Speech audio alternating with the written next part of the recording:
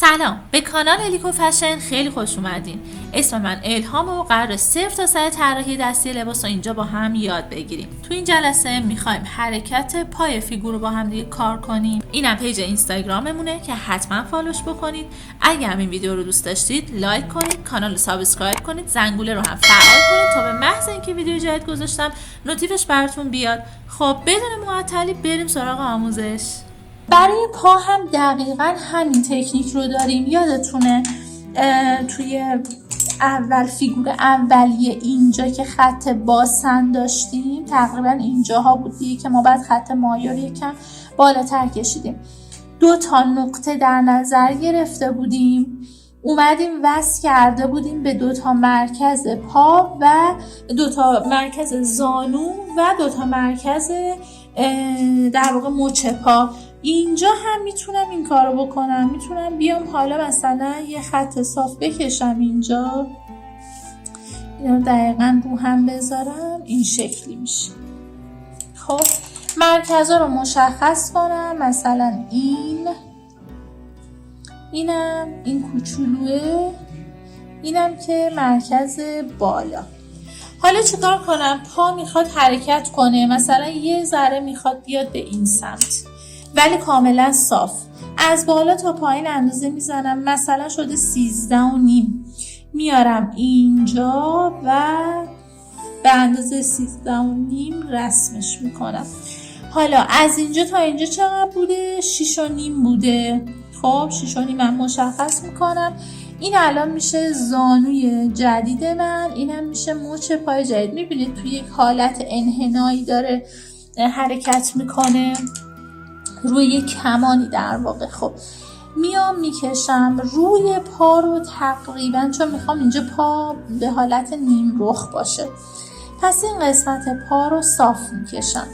زیر پا رو یک ذره بهش انحنا میدم این شکلی. این قسمت پشت پا برآمدگی بهش میدم، ولی قسمت جلوی پا ببینید یه ذره اینجا برای زانو که برآمدگی دادید بقیه‌شو صاف بیارید پایین. برای قسمت پایینش چطور میام چیکار میکنم؟ اینجا به همین اندازه روی پا که داشتم، یعنی یک سر بوده، جدا میکنم این شکلی. مثلا میخوام صاف باشه، یه دونه دایره اینجا میندازم. چرا؟ چون این قراره مچ پای من باشه دیگه. اینم که خط صاف من، اینم مثلا پنجه پا با یه حالت 3 گوشی. حالا میام روی اینا شروع میکنم کار کردن این شکلی، یه ذره بهش ضخامت میدم.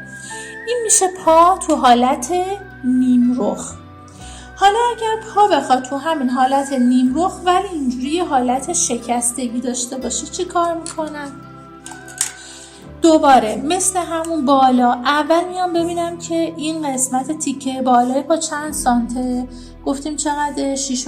پس من اینجا یه خط براش میکشم، این میشه زانو. درست شد؟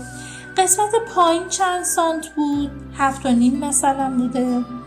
فرضاً میخوام این شکلی بیاد. خب تا اینجا میارمش. اینا یه ذره حالا رو هم میره ولی اشکال نداره، با رنگ‌های مختلف دارم میکشم، میبینید. از اینجا ببینید دقیقاً میارم صاف این شکلی تا روی زانو. زیر پا رو هم مثل همون قبلی میارم اینجا. خب برای قسمت داخلی ذره بهش برآمدگی میدم. برای این قسمت یه ذره خط صاف و بعد میارم به سمت پایین. مثل آرنج خیلی تیز نمی کنم زانو رو یه همچین حالتی میدم. ببینید این حالت رو اینجا بهش میدم و مابقی کار رو هم که دوباره مثل قبل براش میذارم اینجوری. این میشه حالت پا وقتی که کشیده شده باشه. حالا اگر خیلی بیشتر کشیده شده باشه، از اینجا یه ذره اینا دیگه این شکلی تر میشه. حالا اگر اون بیشتر اومده باشه به سمت پهلو، مثلا این مدلی شده باشه کاملا 90 درجه، این قسمت همینجوری میاد بالاتر و فاصله بین این پا بیشتر میشه.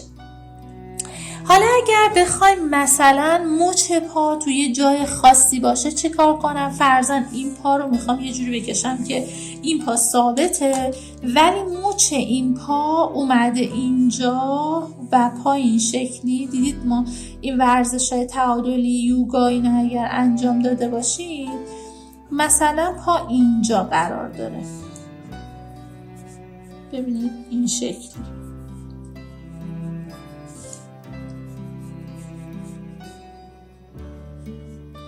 حالا انگشتای پایینا رو بعداً یاد میگیرید که چجوری باید دقیق بکشید. ولی من میخوام مثلا پا اینجا زیر زانو قرار داده شده باشه، اینو چجوری باید بکشم؟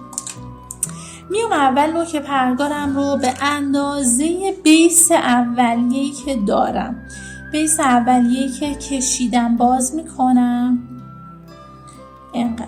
خب بعد چی کار میکردم؟ اینجا میذاشتم یک کمان میزدم به همین اندازه. معمولا این دوتا با هم برابرن دقیقا مثل دست. به همین اندازه اینجا رو هم که دارم منتها روی مچ پا میذارم و علامت میزنم. بچه‌ها وقتی میان روی مچ قبلی میذارم، مچ قبلی ما می‌کنیم چی کار اینجا الان روی مچ جدید باید بذارید و مفصل اصلی. این خطی که این نقطه‌ای که الان به وجود اومده میشه چی؟ میشه محل زانوی جدید ما که این شکلی به صورت کج قرار میگیره اینجوری.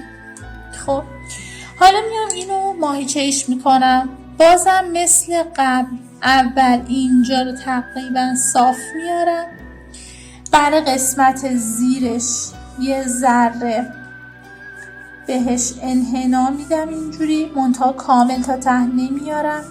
چرا؟ یاد گرفتیم دیگه وقتی که دست و پا حالت خمیده هست چون اینجوری رو هم قرار میگیرن بهتره که اینو اول تا انتها نیارید. حالا اینجا رو چی کار میکنم؟ یه ذره اینجوری شکستگی بهش میدم و اینو حالا صاف میارم تا پایین که این فرم زانو رو هم براش داشته باشم اینجوری.